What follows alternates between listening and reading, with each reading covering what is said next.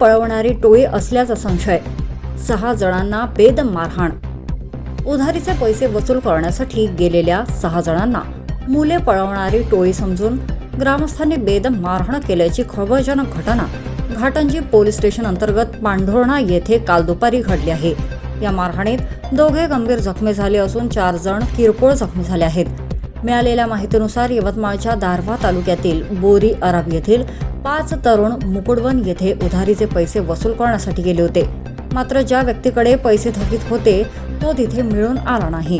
त्यामुळे संतापाच्या भरात या तरुणांनी तिथे उपस्थित असलेल्या संजय शिवराज पेडकर, वय वर्ष 38, राहणार जोहनपूर, उत्तर प्रदेश, याला त्याचे हातपाय बांधून जबरदस्तीने गाडीत कोंबले आणि तेथून निघाले।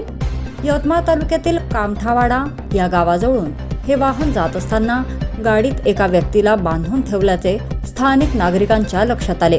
ही मुले पळवणारी टोळी असावी असा संशय बळावल्याने नागरिकांनी आरडाओरड करत या वाहनाचा पाठलाग सुरू केला।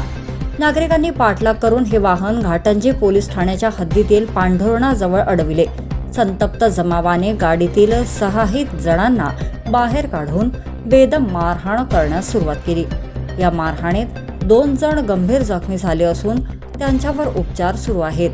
घटनेची माहिती मिळताच घाटंजी पोलिसांनी घटनास्थळी धाव घेत जखमींची सुटका केली। प्राथमिक तपासात हे प्रकरण मुले पळवण्याचे नसून उधारीच्या वादातून अपहरण केल्याचे समोर आले आहे।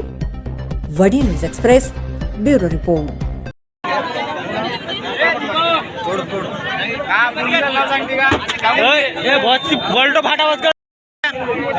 घराकडे